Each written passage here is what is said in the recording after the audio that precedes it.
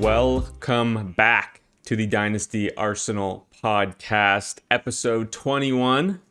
The pod can enjoy an adult beverage in every state now, which is pretty big news. I am Sammy Stacks, joined as always by my good friend and co-host Tags. And Tags, I wanted to kick this off with a little bit of a conversation about a certain running back on your favorite team, the New England Patriots. Because I don't have, maybe I do have an opinion. I just wanted to get, obviously Travion Henderson was out-carried 25-3 in the AFC Championship game. He was on the field for 4 out of 64 snaps I saw. We don't know what happened here. We don't know what the case is. He has been out-carried, out-targeted, out-efficiency'd by Ramondre the entire playoffs. I want to get your 1 to 10 panic meter level on Travion Henderson right now. Is 1 not panicking and 10 is panicking? That's correct. I'm like a 8.5, so it's pretty rough. Ramondre played 94% of the snap percentage this past week. And given that the game was a heavy run script game, that's what's most concerning. The Patriots in the second half were literally like, Drake May was throwing it away on third down. Like they were just, It was literally just like, we're going to punt to Stidham and we know that he's not driving 70 yards. Yeah, I mean, the nature of that game with how bad the weather was and the wind and the snow, you couldn't pass the ball, so it was a run game. And we still didn't use them. And it was kind of mind-blowing, too, because they had so many runs. Like, every run with Mondre was just a run right up the middle. A run right up the middle. Throwaway on third down, punt. That was their entire offensive game plan for the fourth quarter. And I was, like, dying for them to just put Henderson in. Let him, give him a toss. Give him a toss play. Give him a sweep play. Give him something to get to actually break on the outside rather than just running right into the strength of the Denver defense. That was a little weird to me. The Bills, but I'm not feeling good about Hendo. The Bills did a really good job it was tossing to the right, going after Jonathan Cooper on the Broncos' edge. And that's like the Travion play. That is, yeah. It's a toss into space, get him moving. And I get after the snow is falling, you want to keep it more narrow because these guys can't plant, they can't cut. Like this game was a slog. But the snow didn't start until halfway through the third quarter. Yeah. And even Travion then it wasn't bad until the fourth quarter. Like I'm honestly hoping he missed a meeting or something. Like that's what I'm hoping. I'm hoping it's for the sake of his value and stuff, because this is really worrying. Ramondre's under contract. Yep. He's not going anywhere because of that contract that good old Gerard Mayo gave him. But he's also been good. He's been good. He's been really efficient in the playoffs.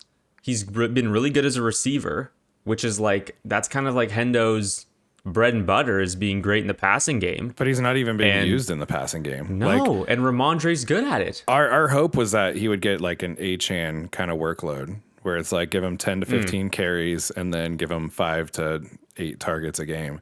And that's kind of perfect for him. But he's not even being used in the passing game. It's all Ramondre there also.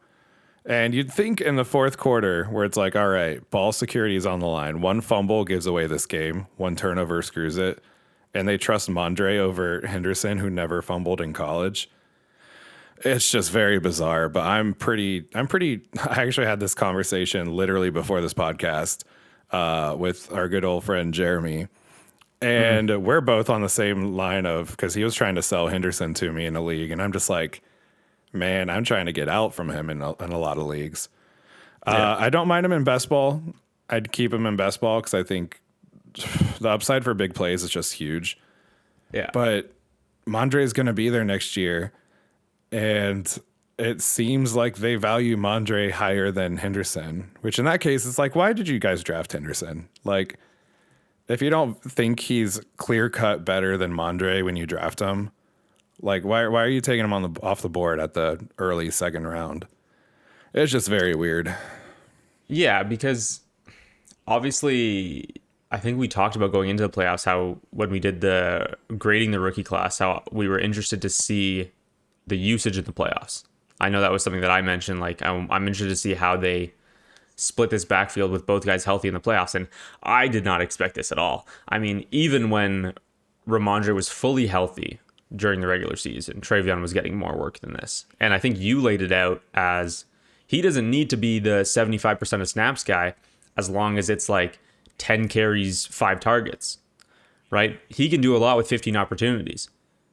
So, I mean, you don't necessarily... I think it's better for the Patriots offense for these guys to be splitting more consistently during the regular season. And I don't necessarily think that the playoffs here is a predictor of what we will see in 2026, but it's definitely scary from a standpoint of knowing that on a dime they can just go, nah, this is Ramondre's game. I mean, if anything, you'd think now would be the time they unleash him, right? Like, if anything, now's the time, like, here's our playbook. We're going full strength ahead with our game plan. Maybe we see it in the Super Bowl, but it seems like they don't even have a game plan for him. And it's just in that Broncos game where they desperately needed an explosive play, Henderson should have been the guy on the field, not Ramondre, because you know what Ramondre is going to give you. It's going to give you 3 yards, and you're going to be punting. So it's just weird that they didn't use him at all. Didn't try to have any creativity for him. No toss plays, no nothing. And when they needed an explosive play. So I'm panicking on him. I'm actively trying to sell him in most of my leagues. So I don't feel super optimistic about him. Yeah, I mean, do we end up in a situation where we're looking at like 3 years of what we just dealt with Kenneth Walker?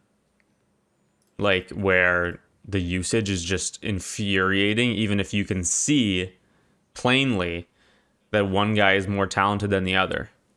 Dude, I'd kill for Hendo to get Walker's usage right now.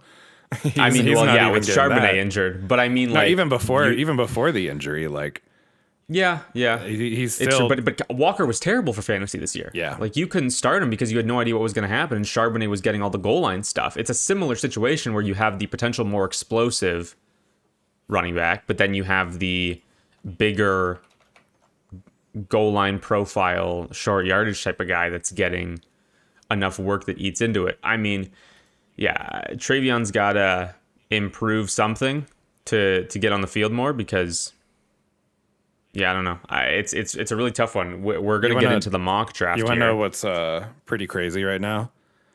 Is that Tell me. Hendo is the 6th overall ranked running back on Keep Trade Cut. Yeah, no. I mean, they have him over Jonathan Taylor, over James Cook, over Quinshon Judkins, Bucky Irving, Christian McCaffrey, Chase Brown, Breece Hall, like all these guys. And I think I'd willingly swap Hendo out for the majority of those players. Yeah, you know what? I need to really like dive into it more because I recently pushed James Cook over him and I couldn't. I was debating the Jonathan Taylor one because I'm not the biggest Jonathan Taylor guy, but also like this Travion stuff is really scary. He went at the beginning of the 4th in our mock here. Obviously, this is 2 weeks ago now. We're going to get into the second half of our startup mock draft that we did a few weeks ago. We did the first half last week. If you haven't heard that, go back and listen to it because you'll hear the first 5 rounds, and we're going to do rounds 6 to 12 here and talk about our team builds as a whole. We can get right into it. I will run through. Let's run through just the 5 picks that we've made so far. So yeah. I'm at the 9 slot. I took Jahmyr Gibbs in the 1st, Jackson Dart in the 2nd. It's a 3rd round reversal. So I had the 304. I took George Pickens, then Colston Loveland, and at the 504, I took Brian Thomas. And for my team, at the 103, I took Jaden Daniels.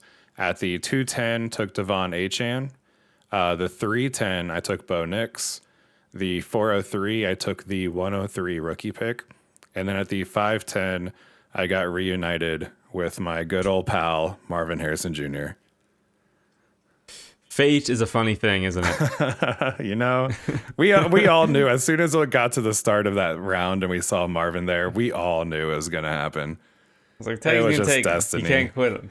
He can't quit him. This is the year, man. And if I could have got Kyle Pitts in the second half, I would have. Yeah, you tried. You'll find out how that all fell apart. So starting with I think we can get right into the 6th round. Yeah, let's jump The in. 601, Christian McCaffrey comes off the board. I'll go through each round and then we'll talk about our picks and other talking points. So 601, Christian McCaffrey. Then we had Jameson Williams. Tags takes the 106 rookie pick. Then we have RJ Harvey, Breece Hall, Saquon Barkley, AJ Brown, Josh Jacobs. I take Chase Brown at the 609. CJ Stroud and Sam Darnold go next. And then the 107 rookie pick finishes the 6th round. So Tags, I think you can quickly give a rundown on the 106. I think it's very interesting because there's a very clear top 5 rookies that have emerged as sort of the clear-cut top 5, and then 106 onwards is being talked about as a drop-off in a tier, and it's very murky of who this pick could be. I feel pretty good about the 106 personally. I figure that's Love will be gone. Mendoza will be gone. Probably the top 3 wide receivers are going to be gone. Mm-hmm. Then I get a pick of wide receiver 4. I personally think there's going to be 4 or 5 wide receivers in the first round this draft. Could definitely be, yeah. So I get one of those wide receivers that have first round capital. I could get Sadiq, who they're projected as a top 15 pick, which would be awesome for this team because it would solidify my tight end position. And then I can use the 103 to fill a wide receiver. So I felt pretty good. I honestly feel pretty good with this draft up until like the 108, personally. Just based on the fact that I think there's going to be 4 or 5 first round wide receivers going. So I think there's going to be value. And of course, there might be a couple second round running backs that are going to be going in the draft. So those always shoot up into the early, like mid, late first. But at this 106, I was kind of struggling between the 106 versus a guy like Breece Hall or Barkley. Hall has a lot of uncertainty with where he's going to play. Please don't go back to the Jets. We're all begging you. And then Barkley he's old. Like he's going to be what, 30 by the time the season starts? Yeah, if not very close to it. Yeah. And that I'm not a huge fan of taking a guy like that at this pick because then it really shoehorns you into needing to win. So the 106 gave me the most flexibility with my build. Lets me wait instead of having to reach on a position. And if I land a RB2 at good value later on, then I can pivot this pick to the best value position available, which ideally would be Sadiq to fill out my tight end spot. And I also got this pick at a round and a half discount compared to the 105. Yeah, and I think that shows where the community is currently looking at that top 5 tier. And I think I want to caution people on getting too invested into that supposed fall off, because it is true. Right now, there's Jeremiah Love, there's Fernando Mendoza, and there's the top 3 wide receivers, Tate, Lemon, and Tyson. There is a clear top 5, and I think that come May, that is who will be the top 5. I think that's probably pretty likely. Just because we don't know who the 106 is going to be, and there's a big tier right now from like the 106 to the 112, that doesn't mean that come May, the 106 is not going to be valuable. Because all of a sudden, Denzel Boston goes to the Bills at the end of the first, right? Or Casey Concepcion goes to the 49ers at the end of the first. Like, these Jadarian Price gets drafted in the second round. Jonah Coleman gets a sick landing spot in the second round. You said Kenyon Sadiq. What if Kenyon Sadiq is like, I saw Daniel Jeremiah put out his mock draft 1.0. He had Sadiq to the Niners at the end of the first, which I thought was very interesting, like diving into those 2 tight end sets. That's really him as like, that's really funny because my comp for Sadiq is Vernon Davis. So 49ers getting Vernon Davis 2.0 would be really funny. Yeah, I mean, Sadiq is this like uber athletic. He's not the best blocker. He's fine. But if you have him as the receiving tight end and George Kittle on the other side as the the blocking guy. I mean, I think that's exciting. So just because there's a big bucket of unknown from like the 106 or the 112, it doesn't mean that the 106 isn't going to gain value or be as valuable, close to as valuable as the 105 come May. So I just want to caution people on that. I think this is a great pick. You have as much flexibility as possible, right? Because these rookie picks, they are the most insulated assets. And I went with Chase Brown at the 609. I think Chase Brown right now is my favorite market value in the entire Dynasty landscape. But there's no reason to. He's your Marvin Harrison for you. Except he's good. Except he's better, yeah. Except he scores points. He actually scores points for your teams. Dude, like Chase Brown averages top 6 running back point per game numbers over the past 2 seasons. If you just take out the games that Jake Browning played, right, where we all know the Bengals offense was absolutely terrible. They couldn't do anything. You take out those few games with Jake Browning, he's putting up like 20 points per game. Top 6 running back numbers. I get the worry about, I think it's the contract, right? He's on the last year of his rookie deal. He doesn't have an extension. If Chase Brown gets an extension, dude, I mean, let's say Chase Brown gets like a 3-year extension. It's no crazy money, but like, would you rather have Chase Brown or James Cook? I still think I'm leaning James Cook. But I think once he has the extension, I think they're in the same tier. Yeah. Easily. And that extension should be coming pretty soon, right? They don't need to pay him. I mean, he's paid up through 2026. No, he would have to get the extension. He has a year soon. left. Yeah. He has a year left. If they want to extend him before he's a free agent, then they would have to do it this offseason. Yeah. So it's whether they view him as replaceable or not, I think. But regardless, I mean, we're taking Saquon Barkley 3 picks ahead of Chase Brown in the mock.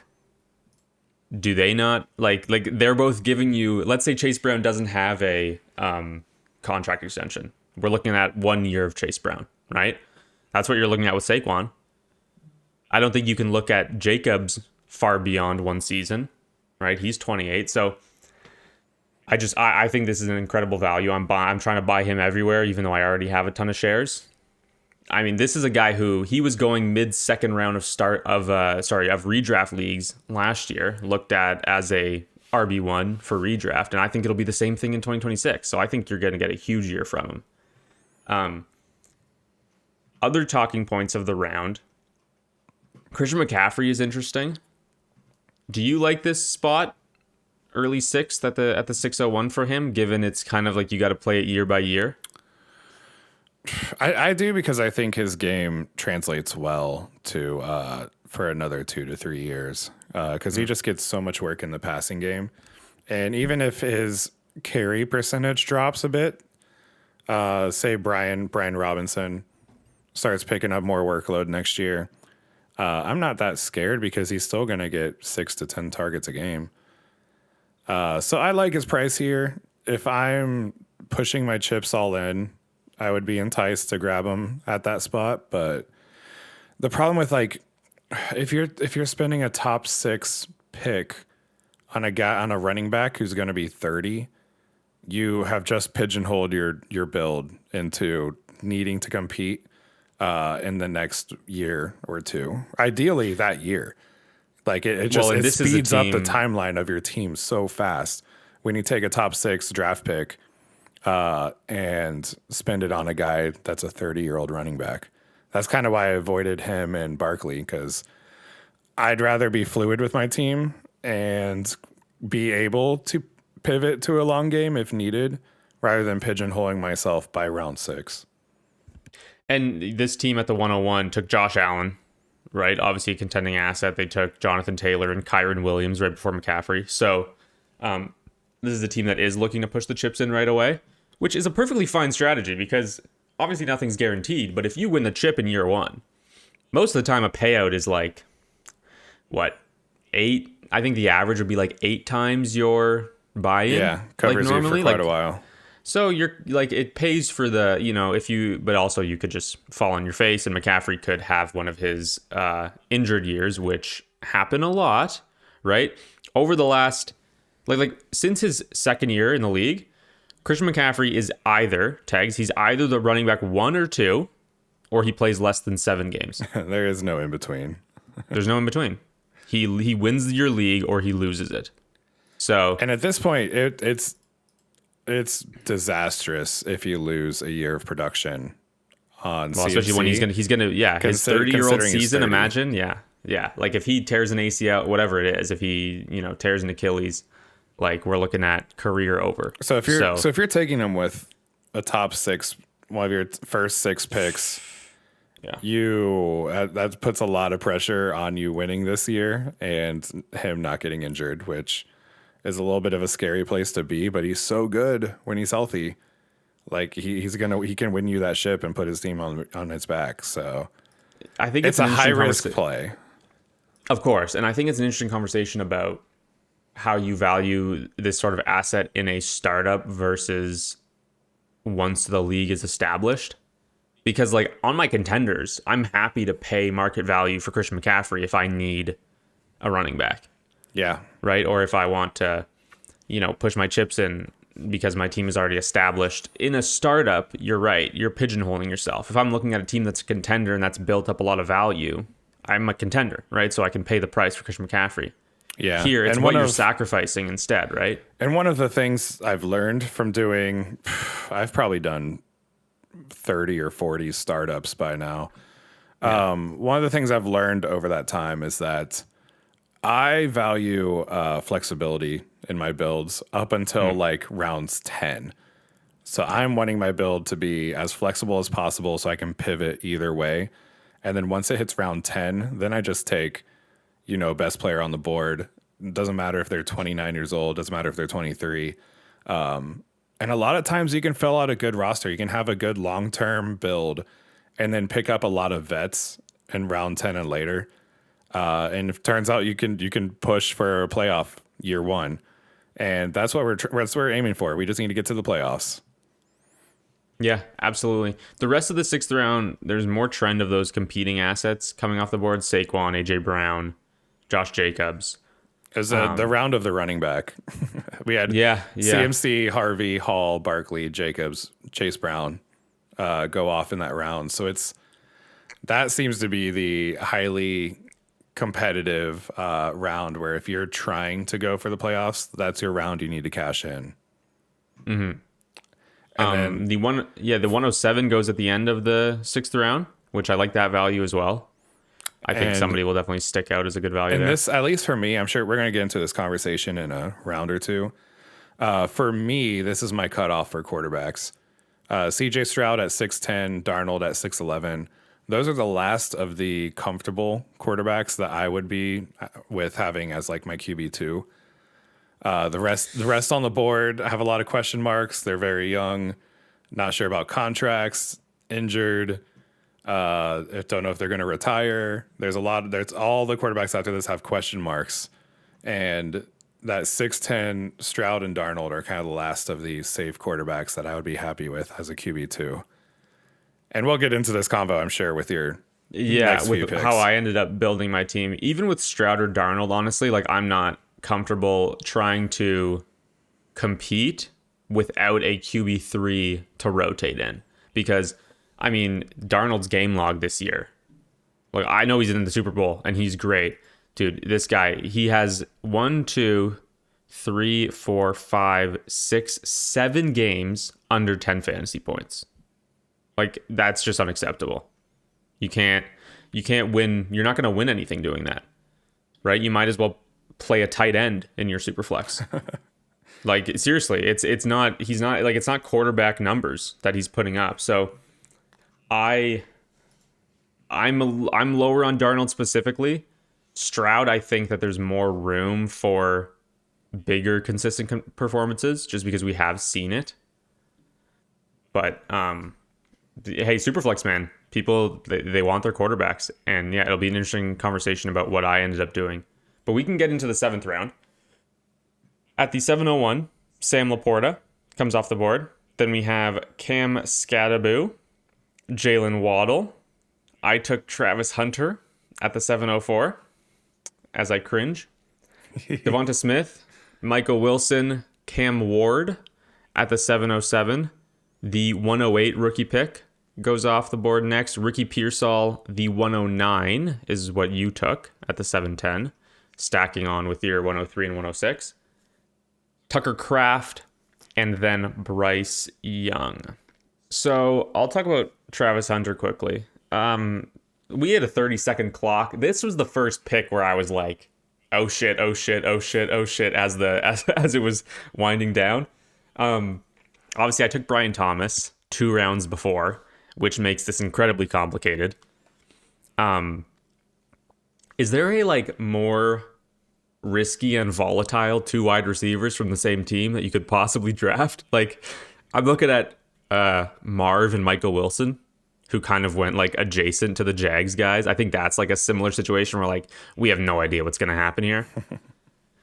I don't know if it's a tough one to figure out how that's going to split out, because we also hardly even saw them together. That's true as well. Yeah. And I think that like, I don't know if I would have necessarily taken on this much risk within one offense if this was a real startup. Like, again, you're not normally going to have a 30-second clock where like you need to make a decision really fast. He was at the top. He was on the top of my board. I probably would have tried to trade out because nothing was like jumping out to me at this spot. I could have gone the 108. That might have been fine as well. But yeah, I mean, with this team build, you probably need Brian Thomas to get traded, right? Like, yeah, especially because we also don't know what it looks like with Jacoby Myers factored in. There's just Parker Washington has a lot of hype right now. So many mouths to feed there. Brenton Strange has been really good. ETN could get an extension, and that's going to take away targets. And I don't think they're going to throw for 40 plus times a game consistently, where there's enough volume there to be able to feed everybody. Yeah, so it's very interesting. Travis Hunter in a vacuum. I don't genuinely like I think he's probably the hardest player to value in Dynasty, because nobody else you're like concerned about what position he's going to play. Like we don't Travis Hunter, like I think it's more likely that they want to have him attached to their $50 million franchise quarterback because of how much they spent on him. Like, they didn't just spend the second overall pick. They traded the first this year to move up. So that's a ton of draft capital put into him, and you want him to work out. And corner is a really valuable position now. Like, it really is. And I don't think that they would hesitate if, like, looking at their team and they see Brian Thomas, like, let's say they don't want to trade him, which I really hope they do. But let's say they don't. Brian Thomas, Jacoby Myers, and Parker Washington. Like, yeah. Okay, is Travis Hunter better served just playing full-time corner for us for the time being because he couldn't really adjust very well to doing both? That's really scary. Yeah, that's my concern. And Hunter is such a weird player right now, because it seems like you can't trade him because nobody wants him, which usually means you could be a value to be traded for because his value is so low. But I don't want to trade for him. He's just such a unique case, because I could easily see them being totally content with Jacoby Myers, Brian Thomas Jr., Parker Washington, Brenton Strange in tight end, running back being pass catching offense. Like, they don't need Hunter at wide receiver. They're pretty well loaded at that position group. So I could easily see him being primarily cornerback next year. And maybe they draw up 5 plays a game where they try to feed him the ball on like an intentional screen, a jet sweep, something like that. But that's my concern. Is I'm so out on Hunter, and taking him is just a scary place to be because you don't know what to expect from him. Yeah, and I completely get like just eliminating all the risk, but also when you look at like I'm gonna start with, after Brian Thomas Jr., the wide receivers that went off the board: Zay Flowers, Marv, Jamison Williams, A.J. Brown, Jalen Waddle. You have Travis Hunter, then Devonta Smith, Michael Wilson, Ricky Pearsall in the 7th round. The best case scenario, like maybe besides Marv, the best case scenario for Hunter is exponentially greater than any of these guys. I think out of that group, I like Devonta Smith the best, because it But feels he's it feels like 28. It feels like AJ Brown needs Yeah, I mean, needs to get traded, Devonta Smith is gonna be very close to 28 when next season which is starts. wild because it feels it's like crazy he how hasn't old been. he is. It feels like he Yeah. hasn't been in the league that much. No, but like Travis Hunter, he wasn't this, mediocre corner, mediocre wide receiver, and he does both, so he gets drafted 2 overall. Like, this is an incredible wide receiver prospect. And yeah, I mean, going in the 7th round here is insane in terms of his upside, but it's also not insane because he might just not be a fantasy asset. Yeah. It's so weird.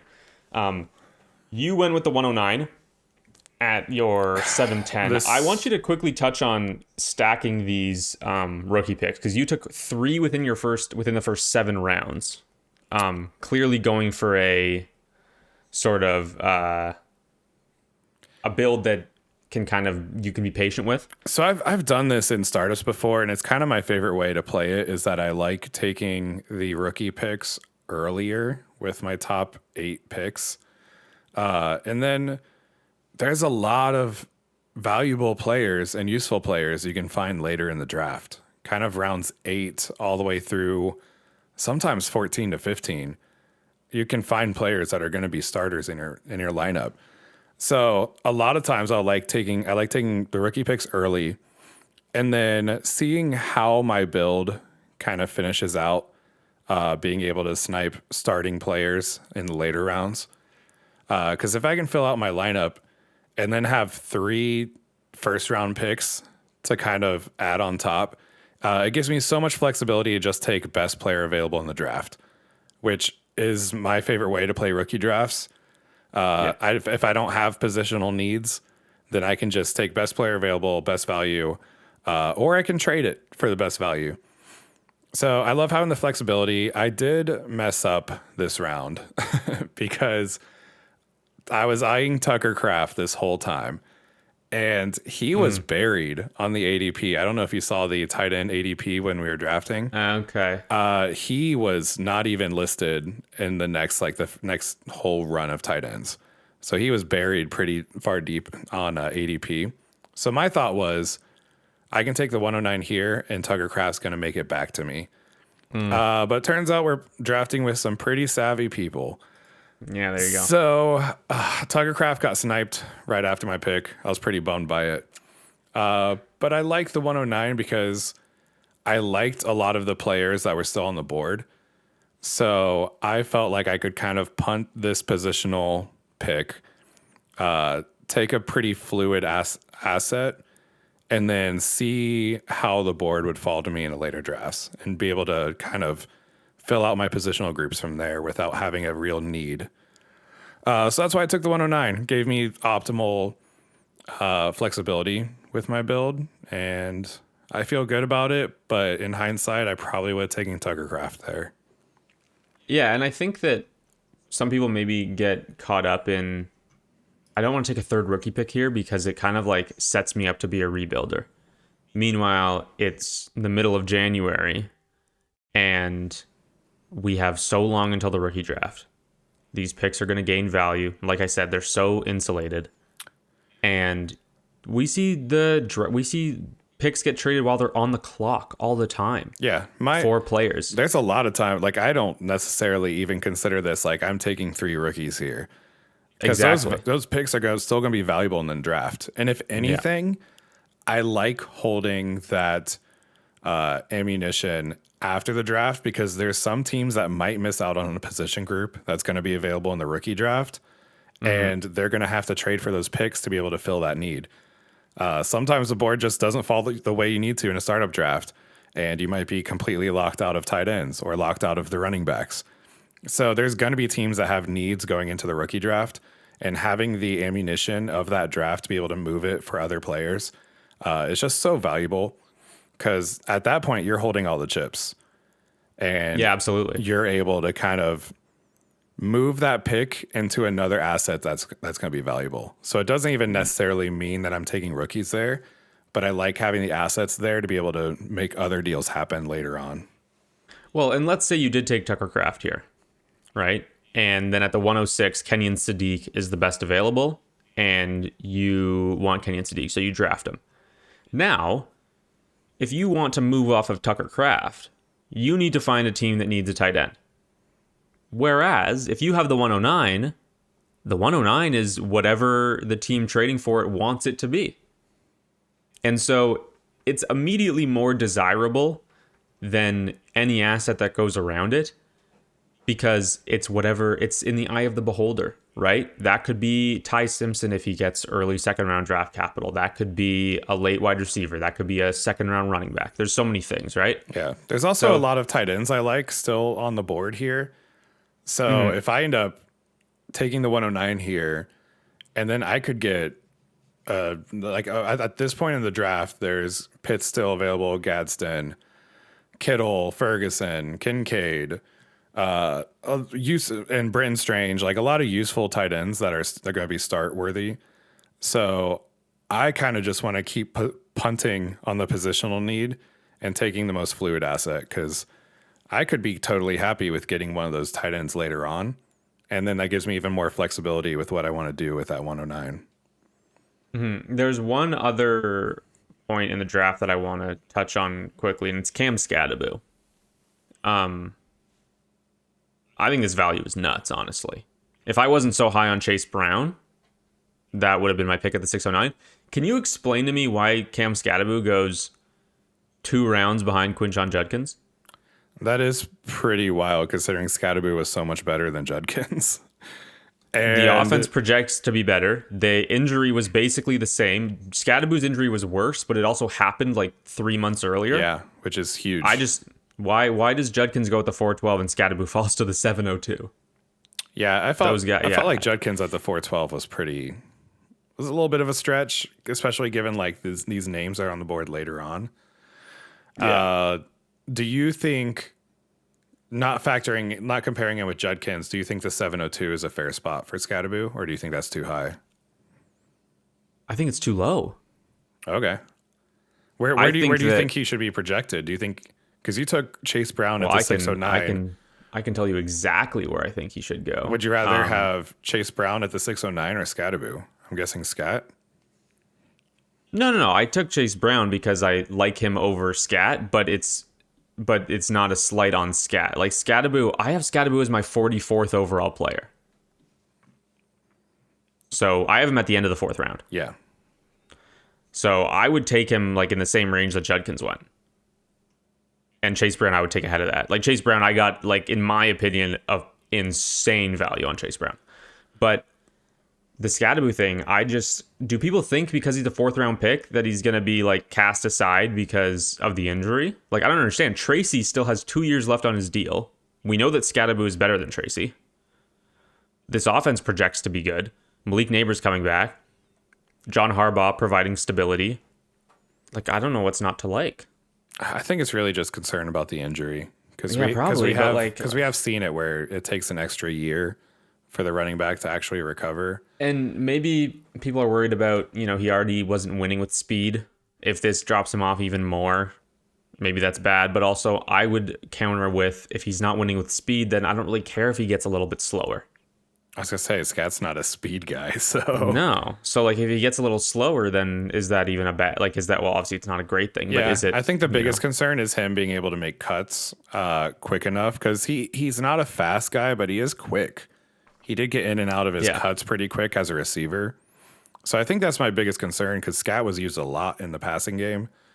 And if his receiving workload drops because he just can't make those cuts that he needs to be able to get that passing workload, that's my main concern. And if that drops off, then a lot of his production drops off if he doesn't get the receiving load. If this is the value, like, I love buying him on a punting team or a team that's like, you're in like year 2 or 3 of a rebuild and you're sort of inching into into contending. And like, if Scadaboo's great in 2026, then awesome, you're in the playoffs. If not, you can wait another year. I like that. I like buying him in those situations, but he should not be going 2 rounds apart from Judkins. Yeah, that's what I don't get. If the Scadaboo value's here, that's fine. If the value's here, I don't agree with it. But why is Judkins so much higher? Would be my question. And I think arguably Judkins has more competition at running back. It's Samson versus Tracy, and I think Samson, given they drafted him a round later, kind of feels like it's more of a risk to take his workload than Tracy does. Potentially. I think I don't know. I think the talent gap is probably pretty similar. Judkins because Tracy was a 5th round pick in a better running back class, and Scadaboo was in a worse running back class, and Scadaboo was a 4th round pick in a better running back class. So yeah, I don't know. I think Judkins is awesome, but that offense projects to be way worse. So much worse. Yeah. Other things in the 7th round, Michael Wilson is interesting. I think this is a perfect spot for him because I like the year 3 breakout is a real thing. It's funny. I put him side by side with Devontae Adams and Nico Collins, and it's like staggeringly similar. Like the numbers from the first 2 years versus year 3. And I feel like with these players, sometimes it takes a second for everybody to catch on to like, this guy sucked and now he's good now.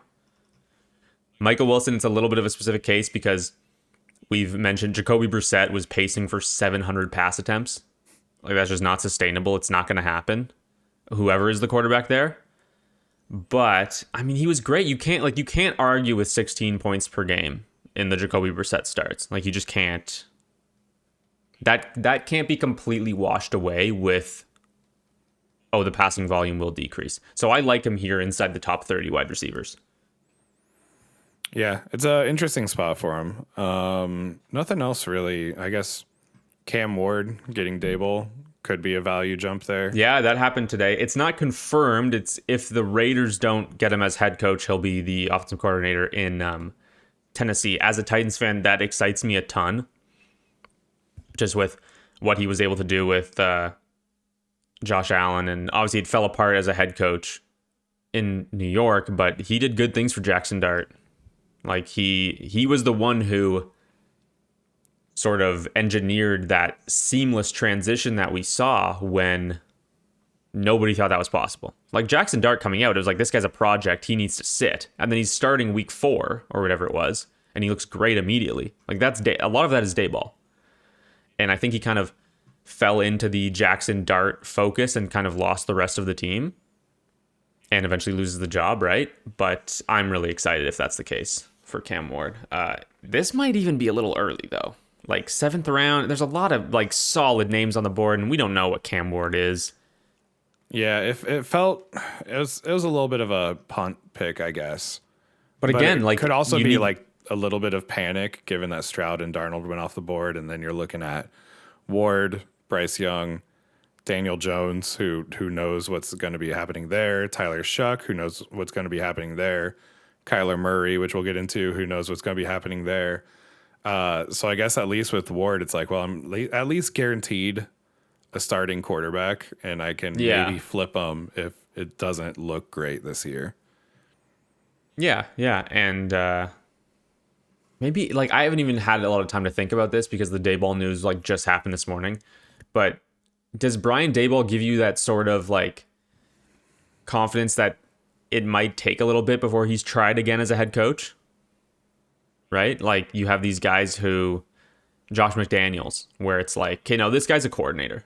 We know now that this guy is an offensive coordinator and he's very good at it. He's not a head coach. Dude, Patriots win the Super Bowl. He's going to get another head coach offer.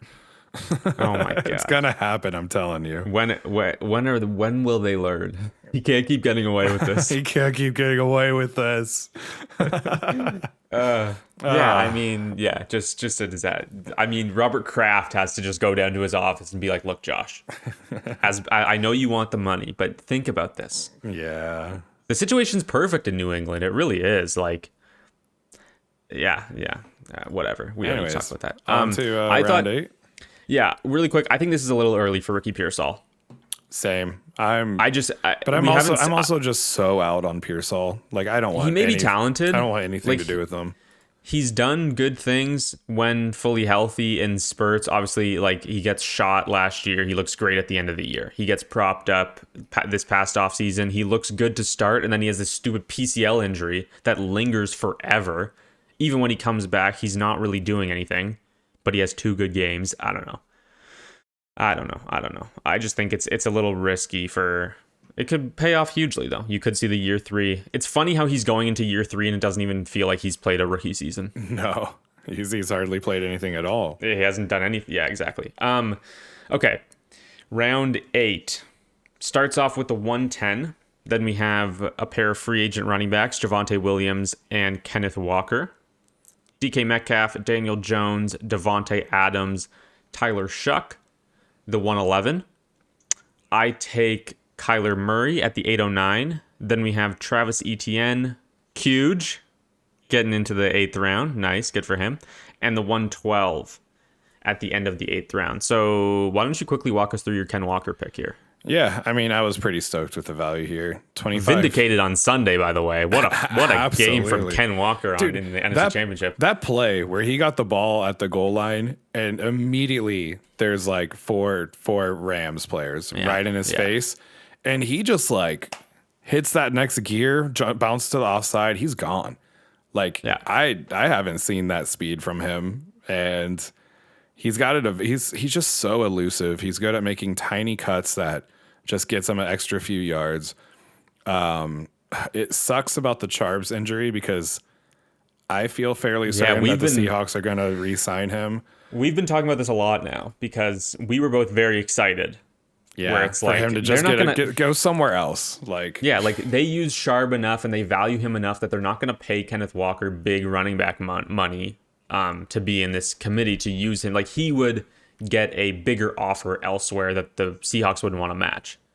Now with Charbonnet like tearing his ACL in January, like who knows? Like he's not going to be 100% until like November at the earliest. Which I guess isn't that bad because it means he's going to get a full workload for the majority of the year. Probably. But they could also draft a guy. Like I don't think it's impossible that they let Ken Walker go. Yeah. And draft a running back in the 3rd round. But KW3 here kind of validated my 106 pick where I passed on the stretch of running backs with Harvey, Hall, Barkley, Jacobs, Brown. Yeah, I don't know why he's valued so much lower than Breece Hall. Yeah, because he's in the same tier range as those guys for me. Like he's going to score the same amount of points as those guys.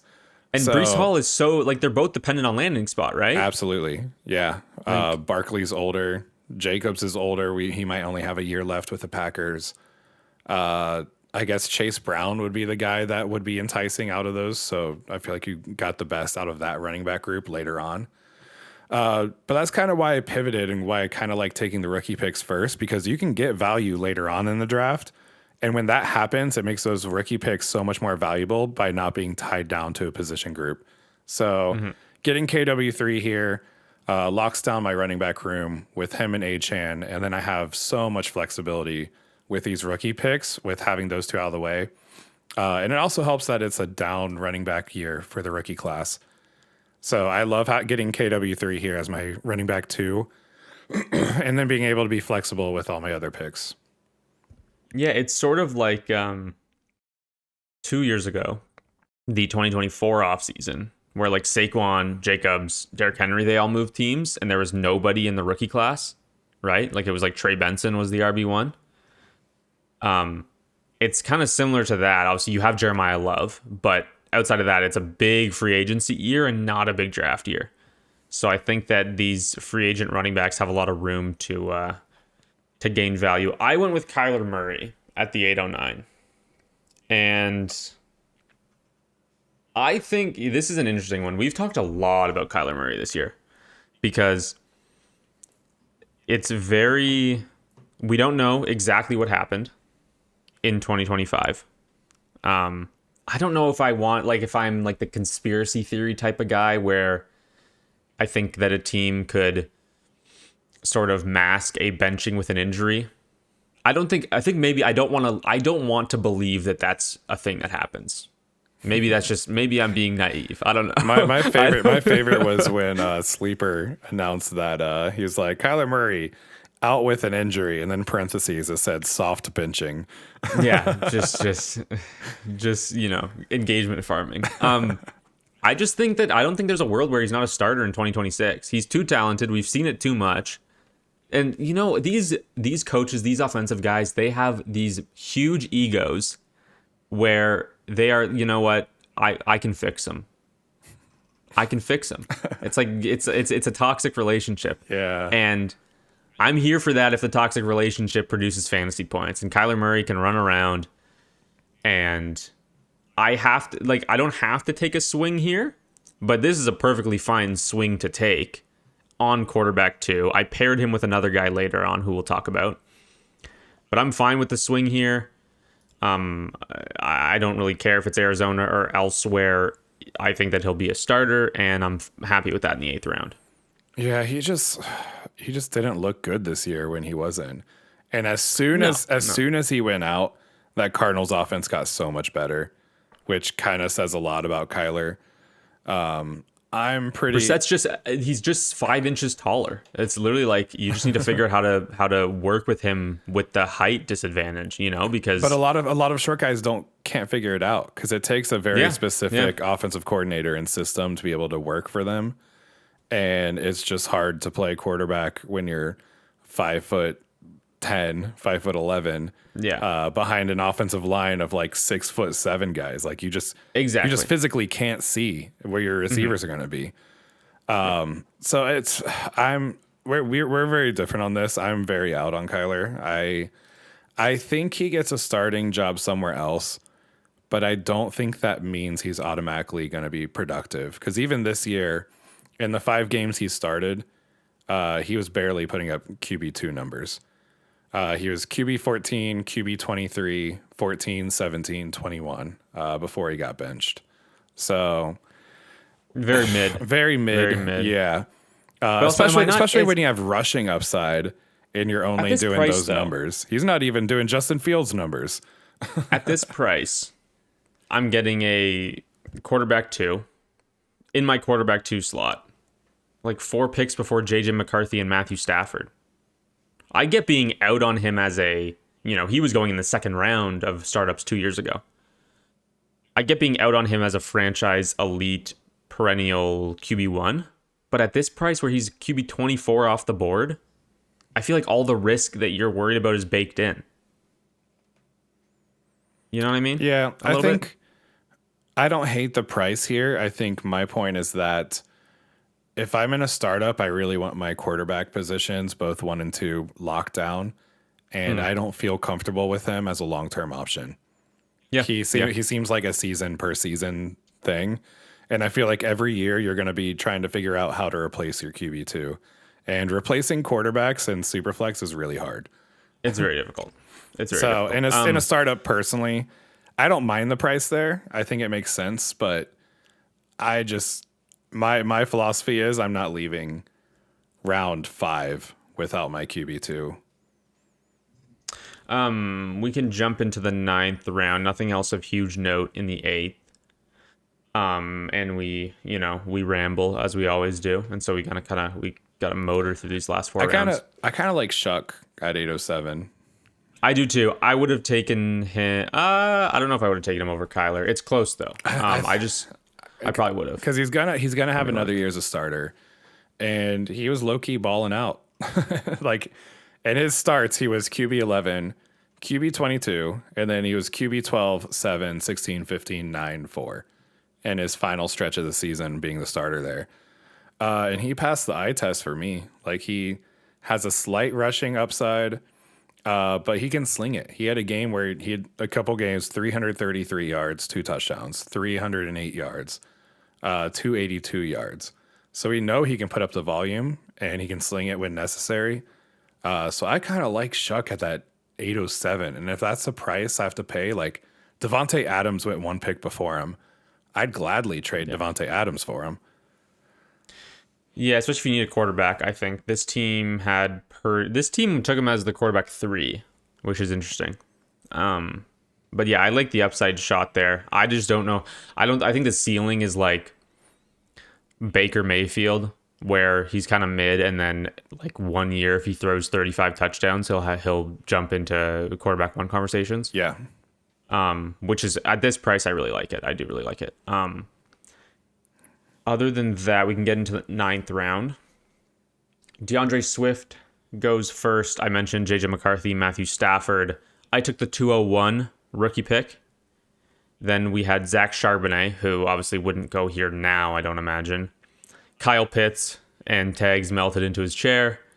Aronda Gadsden next. Then we had Jordan Addison, Kyle Monangai, and then you took Michael Pittman as your consolation prize. And then we had Jaden Higgins in the 202.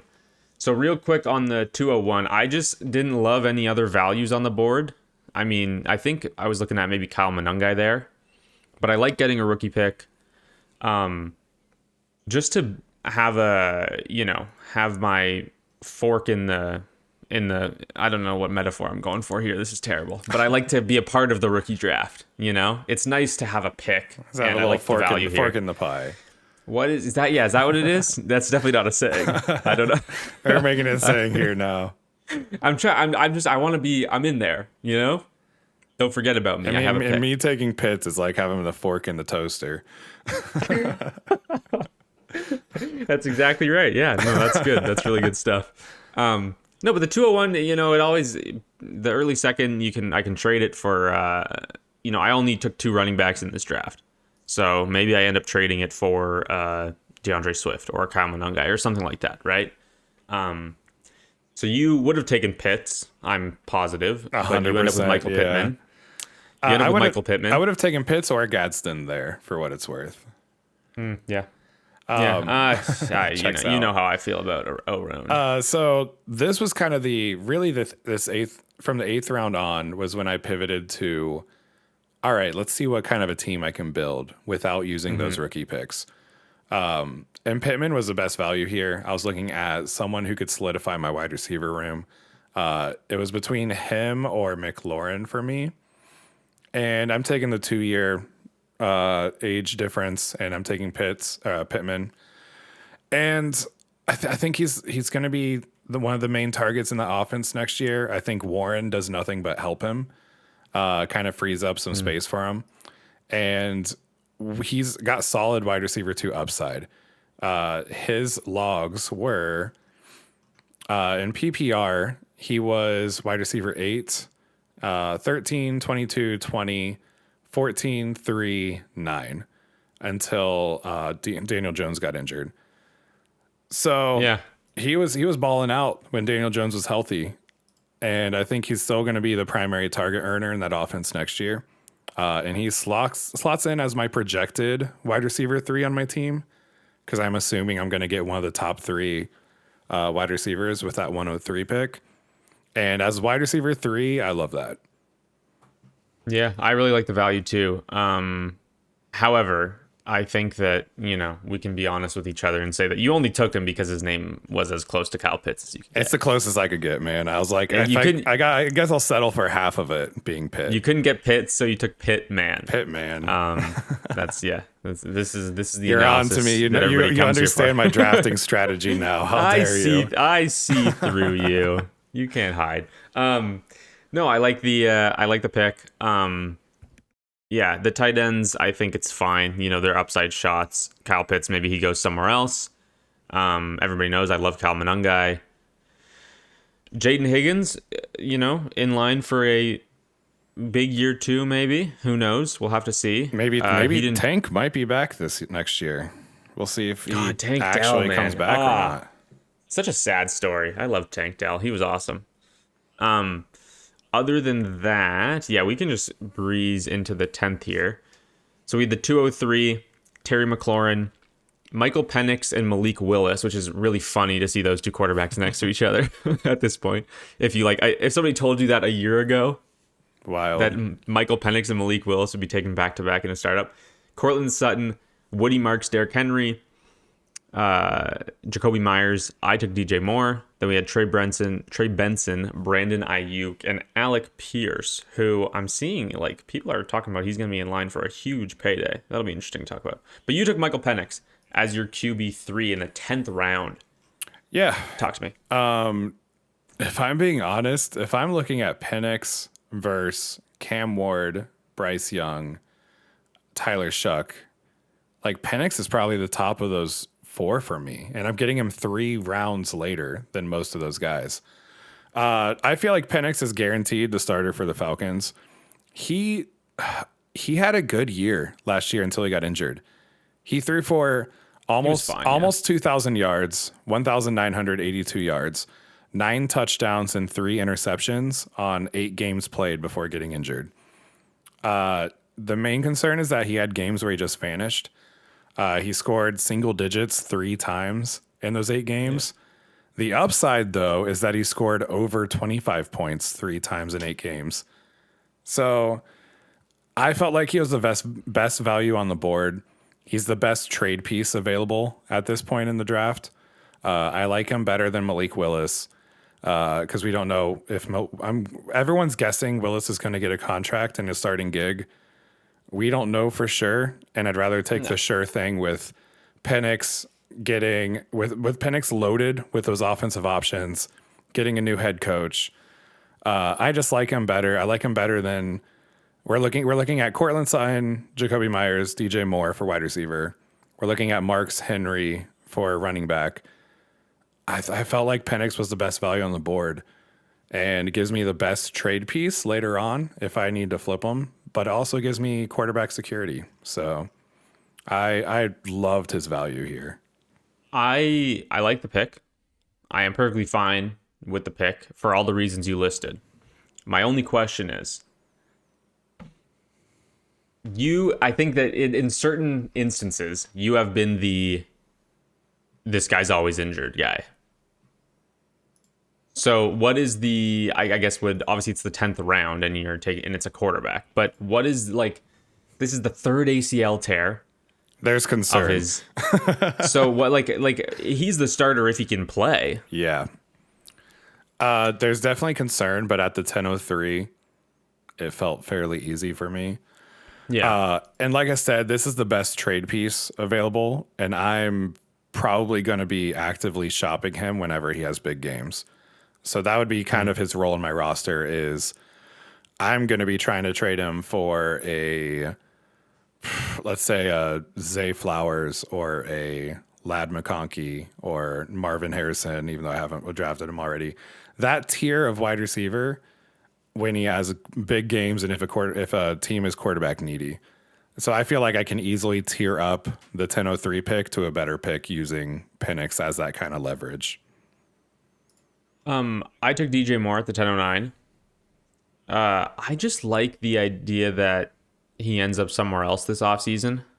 I think he just kind of fell victim of, you have first year Caleb Williams and a disastrous season with a terrible coaching staff that gets fired halfway through.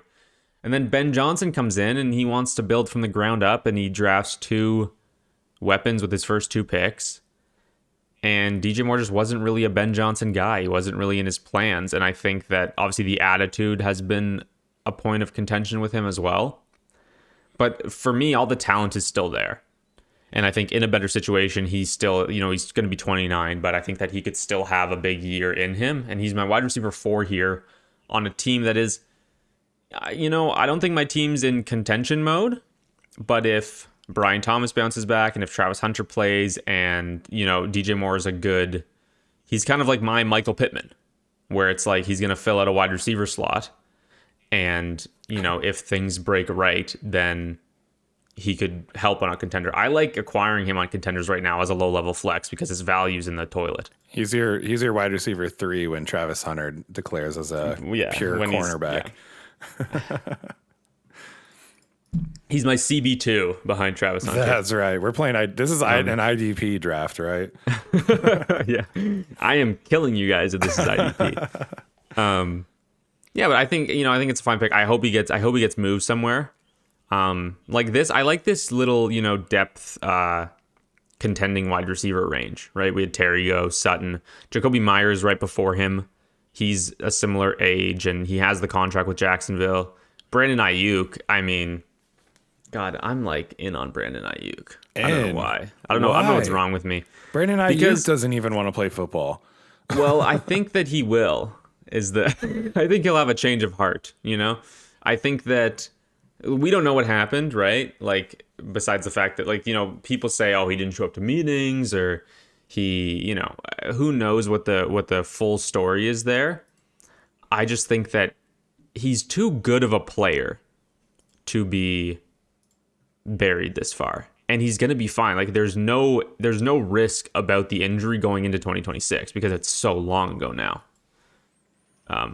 So I'd be in on Brandon Ayuk at this price. Obviously, I like DJ Moore more than him, but yeah. I don't know if we know he's a good player anymore. His last good game was a year ago, week 5. Yeah, he had a bad Arizona. start. He had a bad start for in 2024. 147 yards, but even outside of that, the whole games in 2024, he went for 28 yards, 43, 40, 48, 48, 147 his good game, and then back to 37, 23, and then just vanished. No touchdowns in that whole stretch. So, I think I just can't. I can't use, a 6-game sample size from 2 full calendar years ago to project what he does in 2026 on a different team. That's how I would look at that, Assuming he goes to a different team. It was just such a weird situation. They said he's done because the GM already said he's done. He's not going to play another snap as a Niner. Yeah, it's like I just don't think he wants to play football. That's how I feel. Like nothing seems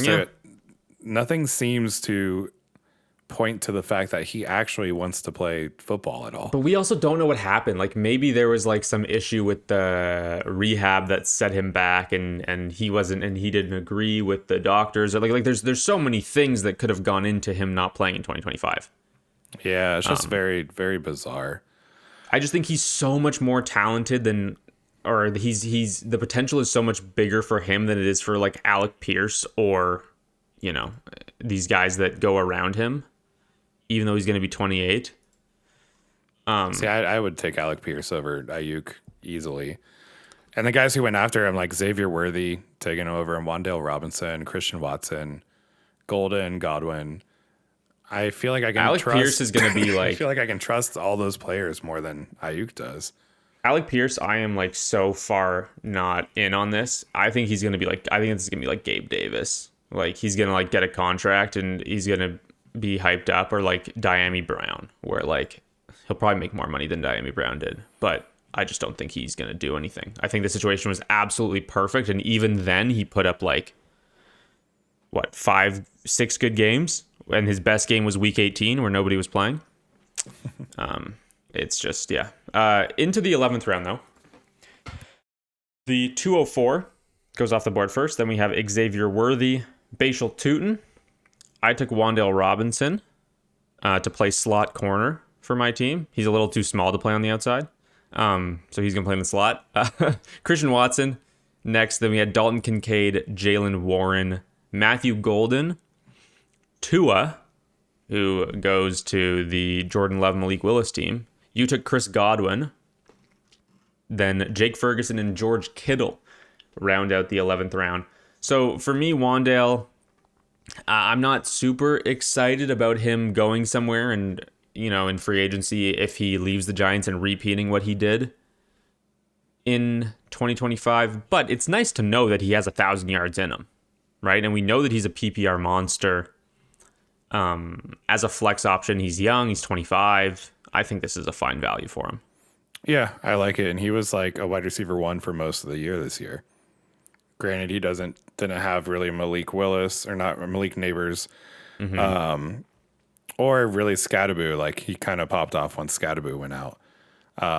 So he was the next guy up and the only real threat they had. But I love the pick there because I think he's good. He's a little bit older of a prospect, like weirdly older. I think he's going to be 26 next year. And he just turned 25. Okay, so he'll be... later in 25. But I like it here because I like that pick over Watson, Golden, Godwin, a lot of guys with question marks. Yeah, you took Godwin, who had a weird year because he never fully got back from the injury, right? He had a few good games near the end and he got back up to some good snap percentages, but he tried to play in week 4 and 5, then had to be sidelined again. I think it is encouraging to me that he finished the year with 5 targets, 8 targets, 5, 6, 8. So he worked his way up back to getting the volume a bit. He wasn't super productive with it. He had one game. He finished the season against Miami week 17. Seven receptions, 108 yards and a touchdown. I think he just rushed back from injury. Obviously played a few games, had to be taken out again.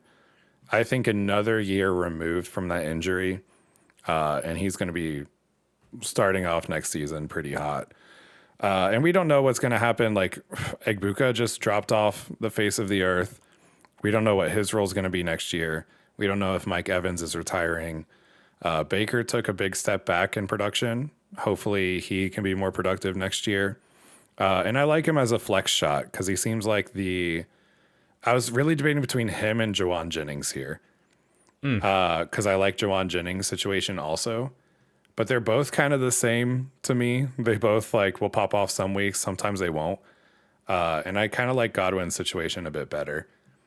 So I'm going with him. He's my flex spot. I feel pretty good about it. And kind of solidifies what I'm okay with at wide receiver, which is Marvin Harrison Jr., Pittman, Godwin. And then I have the 103, 106, 109 to fill in studs around them. Yeah, I think that as long as you know what you're getting here, this is a perfectly fine value. He's wide receiver 46 off the board. You're probably looking at it year to year with him, given the age. I mean, he's 29 and the injury history.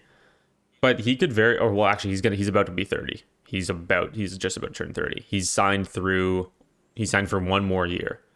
So it's really just a 1 year shot with Godwin at being a flex option for you. And I think that's fine in the 11th round. Like, you're not getting much better than that unless you're taking these crazy upside swings on Matthew Golden or whatever else. I wanted to mention George Kittle super quick. Yeah. Because they're talking about him being ready for week 1, which is nuts. Would be wild. But if anybody's going to do it, it's George Kittle. And apparently I know we talked about this. Was it on the pod that you and I talked about? Because I remember I was telling you about it's Jeff Mueller on Twitter. It was not on the pod. It was not on the pod. Okay, so Jeff Mueller, he's a very trusted fantasy doctor he's not a fantasy doctor. He's a doctor who plays fantasy football and has a Twitter account. He does have a degree, I'm sure. That's a good clarification you made there. Funny. No, so he's a doctor. He plays fantasy football and he gives analysis on injuries. And he said that what he heard from the press conference, whatever Kittle was saying, he tore the Achilles really high up the calf, which means that they didn't have to drill into his ankle at all, which makes the recovery a lot faster, speeds it up by 25%, and they said basically, if it goes well, he could be ready week 1. And that they're expecting him. Obviously, every injury ever, they will have the timeline be sooner than the median. Everybody's always ahead of schedule, right? But I like Kittle as a buy on contending teams, right? Because you can, before this injury, I was valuing him around Sam Laporta and Tucker Kraft, just because the tight end position ages very well and he's 32. So I like the value there a lot. Other than that, I think Dalton Kincaid is a nice upside shot. He was really good this year. He doesn't play a lot, but when he does play, he was scoring a lot of points. He was just injured. Yeah, he's just another guy where it's you're going to deal with injuries every year because it seems like that's just who he is. I think we're in the rotating tight end range, right? You're taking a guy here, you're not expecting them to be a set and forget in your lineup. You probably want 2 or 3 that you can rotate in. Yeah, I feel like Pitts and Gadsden in round 9 was probably the last of the tiers of tight ends where you can rotate in. And I'm sure you'll debate on that. I don't think. If Pitts spread his 45 points over 3 weeks instead of just doing it once, I would take it then. Yeah, can we do it like an averages league? Yeah, exactly. A new startup can we concept. just do total points over the season? That's what you need. So best ball, but in-game best ball. Yeah, I guess so. But Yeah, I don't know how that would work. I guess it's just best ball. But even then, like I think Kyle Pitts is just going to give you bad games so often. I think we just invented best ball.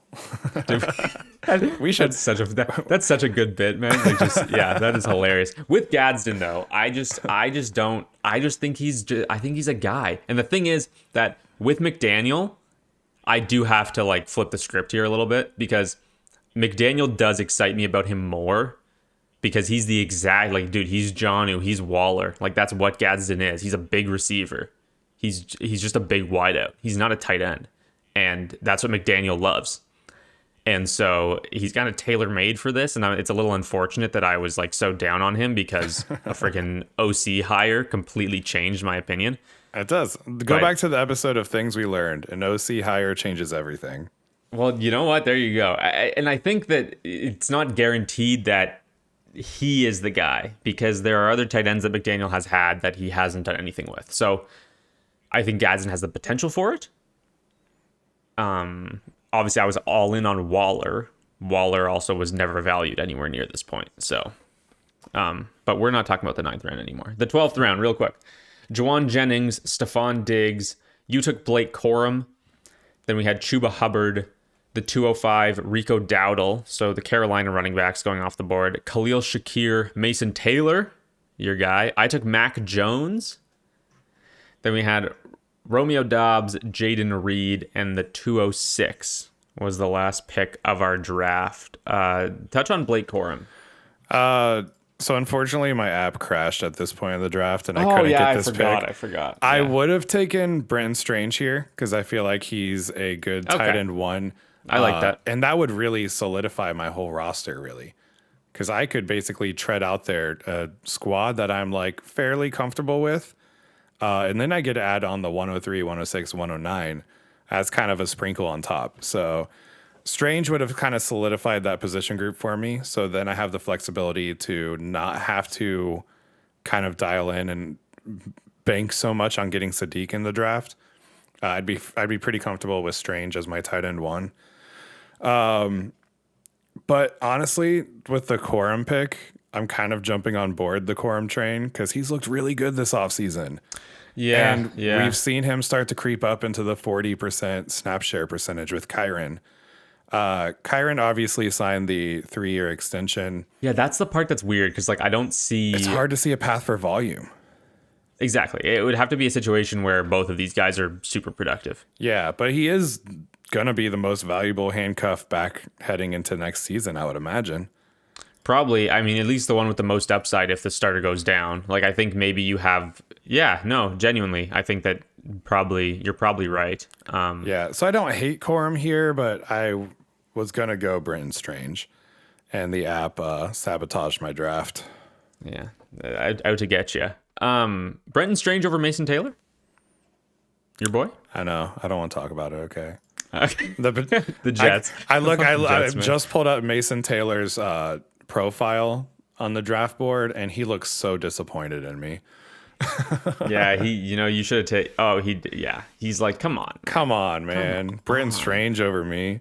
Somebody who's not disappointed. I would have been pretty happy with Mason Taylor, also, but I kind of pivoted my team to try to be more of a contender with these last few rounds picks. And I think Brenton Strange has more safety there in being productive. Yeah, you just have no idea what that offense is going to look like in New York. Yeah, they did just fire their offensive coordinator today. So what a mess, eh? Breaking news. Dude, they should have fired Aaron Glenn. What are we doing? Like, he has like 1 year, the team sucks. They get blown out the last 6 weeks of the season. And then he fires like 6 coaches. Yeah, that he hired a year ago, especially when they're the ones that hired everybody. That's crazy. It's everybody but your fault, right? Like it's everybody but Aaron Glenn's fault. It's Justin Fields' fault, and it's the OC's it's not fault, Aaron Glenn's fault because that defense was so good. So obviously, exactly, they were incredible. They definitely weren't the first team in the history of football to not have an interception in a full season, right? Yeah, so and Aaron Glenn wasn't Aaron a cornerback when he played, right? He's a defensive head coach, so obviously the defense is going to be priority there. Yeah, maybe I should take back the Jets are a good landing spot take. Probably, because we talked about that with Dante Moore, and honestly, like if there's one take you could carry over for the last 20 years, is that the Jets aren't a good landing spot. It's the one staple that doesn't change in football for however many years. Dude, Sam Darnold's in the Super Bowl. Right? Like, I mean, wild stuff. I took Mac Jones, who could be the next Sam Darnold. Right? Who knows? I just think that I just don't think there's a world where he's not a starter. Like, why would the 49ers keep Mac Jones over as a backup over a 3rd round pick in the NFL draft? I do not see a single reason why they would do that. The 3rd round pick is so much more valuable, especially because there are so many Mac Joneses out there.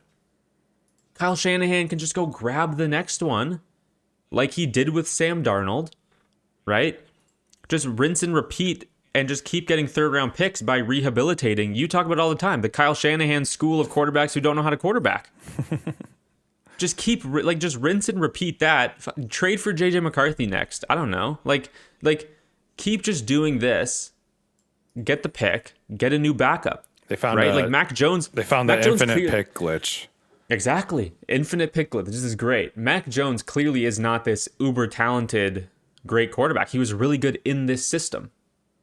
And so I don't see a world in which a team doesn't take a chance on him. Obviously, I want that to be a good team, right? Like, I would love him to go to like Minnesota and beat JJ McCarthy out in camp. And then, he's great. Or Matt Stafford retires and he goes to the Rams, something like that, right?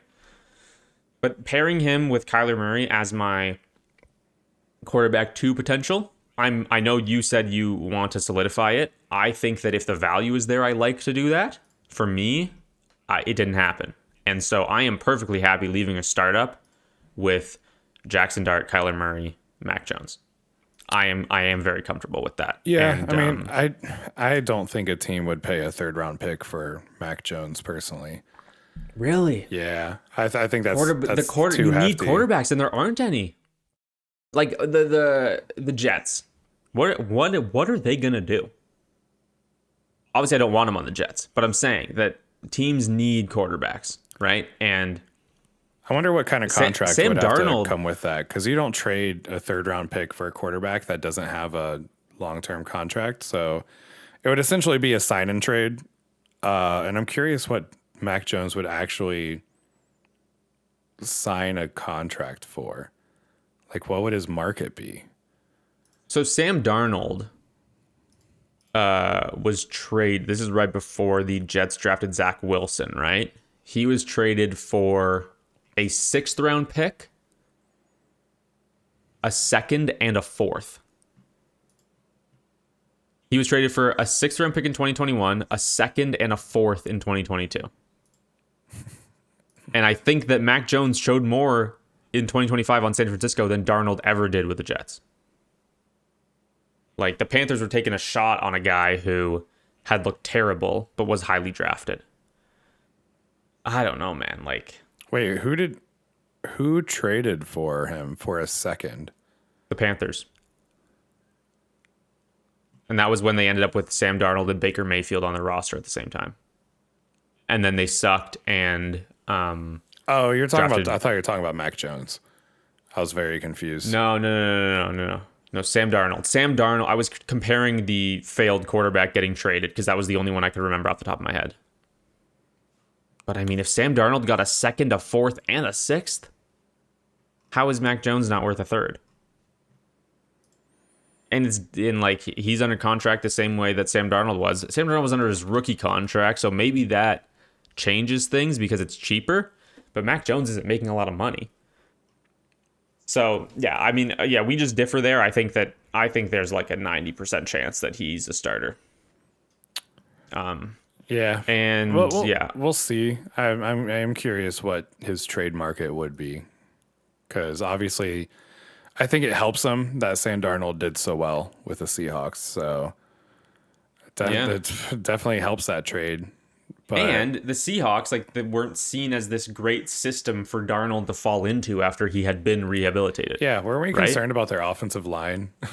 We were. Yeah, because it was really wild. bad. Like, Gino was running all over the place.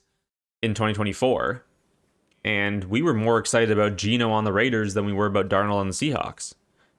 And it turned out great. So maybe and he looks really good.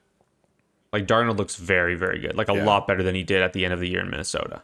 So, dude, what a year of football. It was good. We all projected the Patriots and Seahawks to be in the Super Bowl. Insane, dude. Time is a flat circle. It's so funny how this is the first year in 5-6 years where it's no Mahomes, the Eagles aren't in it. Allen gets eliminated. No Lamar, no Burrow, all this stuff, right? And then the Super Bowl is the same thing as it was 12 years ago or whatever it is. It's gonna be great when they're on the 1 yard line and they decide to not hand it to Kenneth Walker and they throw the slant. Dude. Who are they throwing? Who are they throwing to? You think Jake Bobo? Jake Bobo, yeah. Because wasn't it Lockett? It was what was his name? What's it? Ricardo Lockett. Yep. Tyler Lockett with an extra E. But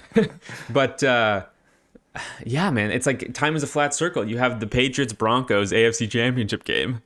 Yeah. Except it's not Brady Payton, it's Stidham May. And then Seahawks Rams on the other side. Yeah, it's wild. It's wild. But I'm excited that it's two different teams. Tags, I gotta say I'm conflicted on whether or not to be rooting for the Patriots, because I think the fan base as a whole, you just don't 2 years of bad. Man, we've suffered. Oh my god! I've been through a year of suffrage, and we're due, man. We've had so much pain and struggle that we're due for a Super Bowl run.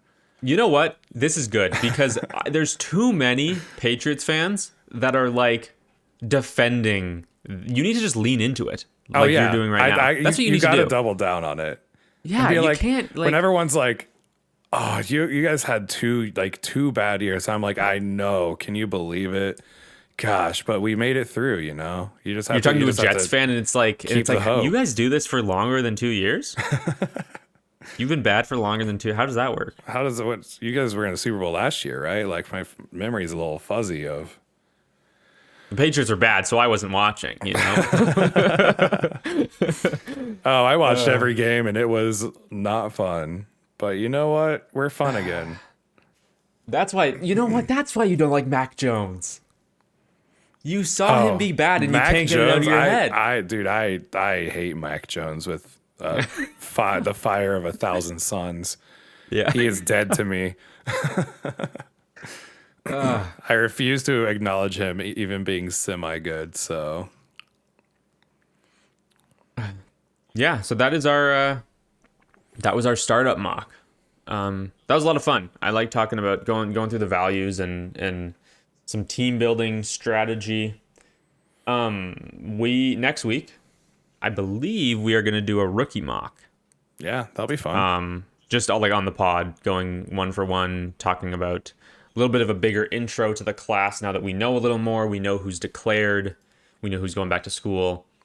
And it'll give us a better idea of what these picks will be. So that'll be a ton of fun. Yeah, maybe Super Bowl predictions. We'll do that next week. Yeah, it's 2 weeks, eh? God. Anybody watching the Pro Bowl? I can't wait to watch Shadur Sanders cook in the Pro Bowl. Oh, no. So funny. You know what's dumb about that, real quick? The people that are mad about it are the same people that, when you mention Tyler Huntley Pro Bowler, they're oh, it's a sham. Okay, well then why are you mad that Shadur is in it?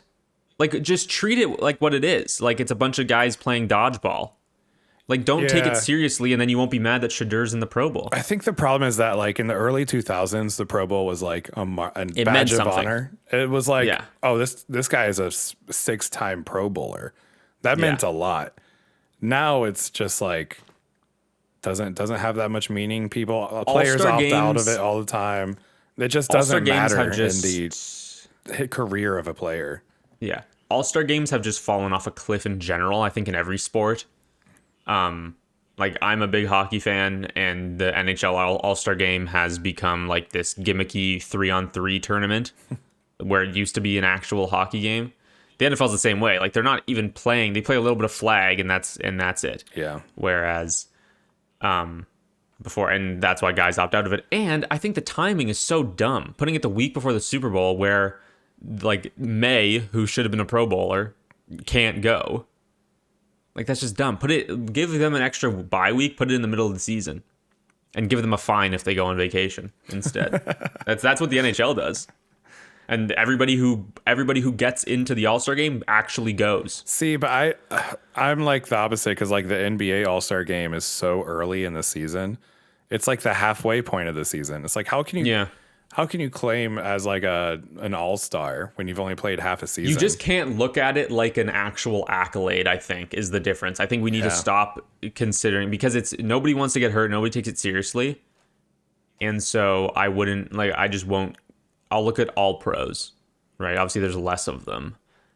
But I think the problem is that there's two teams. The problem is that I'm still going to watch it because there's no football and I have nothing else to do. This is actually Do you watch it? Do you watch it every year? Tags. I obviously haven't been into the NFL nearly as long as you have. I really only got into it when I got into fantasy a few years before that. I have not watched a single Pro Bowl. No way. We should do like a joint stream where we watch the Pro Bowl and we get your general takes on what's happening, because it would be fascinating. Nobody would watch that. All right, now we have Sammy giving his top 12 rankings of best dodgeballers of NFL players. Pro Bowl fantasy. We do a recap next week of the Pro Bowl, and we do it like an actual like a deep analysis of full like pod. We push the rookie mock and we do Pro Bowl reactions. Man, my problem with like Shedeur Sanders' like dodgeball form is that he needs to like whip his arm a little bit faster. He just doesn't have the presence to know who to target in dodgeball. He doesn't have the arm strength. He can't catch the ball at dodgeball. So he can't. He's a liability on his team because he can't catch the ball when in dodgeball. So he has no recovery ability to swing the other way. So that's why I think Shedeur Sanders isn't a good dodgeball player. It's a phenomenal take, honestly. No one's doing it. No podcasts are doing deep breakdowns. See, that's the thing. Everybody says you need to fill a niche. So we should just fill the Pro Bowl niche that is missing, that everybody is asking for. There are dozens of us. Dozens. There are dozens. Okay. All right. I think that's going to do it for us. Thank you, everybody, for listening. Hit the like on YouTube. Subscribe as well. Comment the pod is on which one of our teams you like the best. Yeah. I think here what we'll do at the end here. Should we do a quick rundown? I think we went over it enough. Let's put the link. I'm gonna put the link to the draft in the description. I like it, and people can go take a look at it. And yeah, tell us which draft you like the most. That we'll have some conversations in the comments. We are on Spotify and Apple as well. I think you can rate and review over there. I'm sure that helps. And yeah, we will see you all next week. Later.